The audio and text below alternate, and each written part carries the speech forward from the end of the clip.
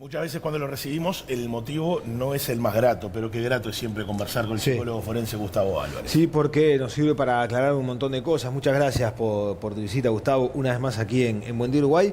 Y en este caso para tratar de entender un poco y conocer el perfil de este tipo de delincuentes que en la modalidad de banda y portando armas de grueso calibre, en algunos casos las crónicas hablan de armas de guerra, han generado algunos golpes que dieron que hablar aquí en Uruguay. Bienvenido, ¿cómo estás? Muchas gracias, un gusto siempre estar con ustedes acá. Nos han sacudido últimamente varios hechos, ¿no? Que eventualmente, o una de las hipótesis, es que responda a una sola banda. Como digo, es una hipótesis. Yo creo que hay un modus operandi diferente en lo que acontece, por ejemplo, en el Banco República de Sayago. Da la pauta un poco de que es menos organizado, con menos trabajo de inteligencia previo, y ahí ya hay una de las características de este tipo de delincuentes, cuando aborda determinados objetivos más ambiciosos desde el punto de vista delictivo, que hacen un trabajo previo de inteligencia, tienen una organización interna bastante importante, jerarquizados, algunos de ellos con un nivel intelectual medio alto, escapa un poco a la media de lo que es el delincuente uruguayo en general, ¿no? Claro, pero hay algunas cosas llamativas. Por ejemplo, el botín no fue un botín necesariamente, digamos, suculento para lo que está instalado en el imaginario de lo que podría ser una fuerte suma de dinero.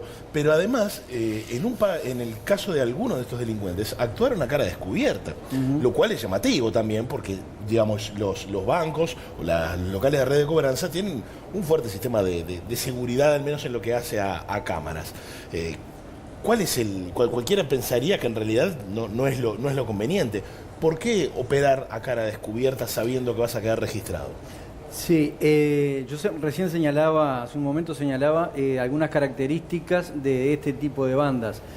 La sensación que queda a modo de hipótesis muy superficial, porque no estoy en el caso en concreto, es que el caso, por ejemplo, que tú señalas del Banco República, es una banda que eventualmente podría recién estar conformándose con delincuentes de no mucha experiencia. Fíjense ustedes que participan siete delincuentes con armas de muy grueso calibre, incluso el lenguaje gestual, corporal sobre todo, de ellos da cuenta como que no hay un expertise muy grande y de larga data con armas, ¿no? Entonces yo creo que tiene una marca como de improvisación en cierta manera ese golpe. De todas maneras, la agresividad y violencia que desplegaron también fue en cierta forma gratuita, ¿no? Que ahí entramos en otro tema de cómo es la seguridad en el sistema financiero hoy en día y si realmente está dando respuesta a este tipo de modalidad delictiva. Y este tipo de arma que estaban utilizando, yo supongo no debe ser sencillo de conseguir en el mercado negro tampoco, pero son armas robadas, son armas que traen del exterior, son armas... ¿Cómo es que se arma una banda de estas características? En general este tipo de arma no se ha conocido, por lo pronto, robo de este tipo de fusiles de asalto, ¿no? Acá. Entonces la cuestión o la hipótesis más fuerte es que vengan del exterior, que puedan ser compradas en el exterior o traídas, robadas en otro lado y traídas acá. Contrabando, obviamente. Claro. Y que nuevamente y otra vez, y yo creo que es bueno en la puntualización que tú haces, es la cuestión en si realmente la seguridad bancaria, del sistema financiero en general, está ayornada o ha caído una obsolencia que de repente no está dando cuenta de la realidad de hoy en día, ¿no? ¿En qué aspectos, por ejemplo? Y yo me pregunto, no es que marque posición, pero yo creo que es una pregunta criminológica válida y a tener en cuenta, es si un guardia armado con un revólver calibre 38 es operativo o no dentro de un lugar cerrado, con civiles, con público, con funcionarios. Realmente es una pregunta que yo creo que tendríamos que abordar en algún momento, ¿no? Claro, como que además, por lo general, los casos muestran que es el primero en ser reducido. Claro. Y está en inferioridad de condiciones. Totalmente, por lo que señalábamos recién. Está en inferioridad de condiciones, es un sustento para recabar armas de la delincuencia, chalecos y armas son lo primero que se llevan, y es decodificado por el delincuente como un presunto riesgo, y obviamente que va a ir en contra de él en primera instancia. Ahora, pero no generaron ningún disparo tampoco. ¿Cómo, perdón? No dispararon. En el Banco República puntualmente no hubo... Sí. Uno de los guardias quedó herido. Sí, y pero, mal. Claro, pero lo que quiero decir, o sea, para la el arsenal que tenían, puede haber sido una masacre. Por supuesto. Puede haber sido una tragedia aún más grande. Por supuesto, porque Pero eso habla un poco del perfil del delincuente que fue a robar. En general, en la media, el delincuente de banco es un delincuente muy profesionalizado, que no ejecuta en general una violencia exacerbada y gratuita, ¿no? ¿Y por qué? ¿Por qué? Porque saben miedo a lo a que la... van, Ajá. saben, tienen un trabajo previo de inteligencia, que ya saben los movimientos internos, cuáles son los factores de riesgo o los puntos de vulnerabilidad o los tiempos de vulnerabilidad. Hay otro hecho que tiene características similares, pero que guarda determinada, paradójico, diferencia, que es en la mutualista médica. Allí estuvo todo muy planificado, estuvo muy cronometrado en cierta manera, y la violencia ejercida fue prácticamente mínima. Con esto no estamos justificando, obviamente, el acto delictivo. Pero es una banda similar que trabajó de forma distinta, si se quiere. Exactamente. Es un tipo de modalidad que aún podemos considerarla como circunstancial, porque no tiene una frecuencia tampoco tan prolongada en el tiempo. Sí, es una buena pregunta, y es una buena pregunta desde el punto de vista de la psicología criminal.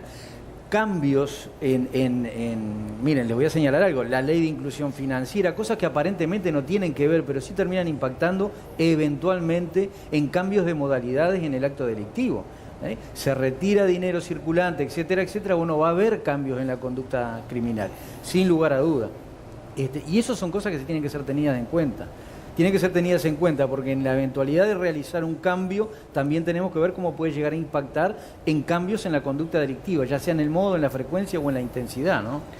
Un despliegue similar utilizó una banda de delincuentes para, el término adecuado no sé cuál es, recuperar un recluso cuando se iba a atender en traumatología. Sí, se le llamó rescate. Claro, rescate, un término no me parece adecuado, rescate, ¿no? Pero fue un procedimiento por parte de los delincuentes similar, en donde ahí el objetivo era llevarse a un delincuente que estaba detenido. Algunas hipótesis hablan de que serían los mismos. Sí, incluso es un buen punto, ¿no?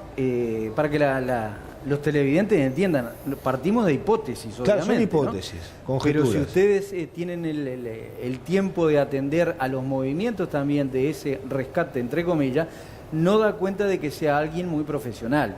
Hay determinado nerviosismo, entradas y salidas, arranca el auto con 2 colgados en las puertas.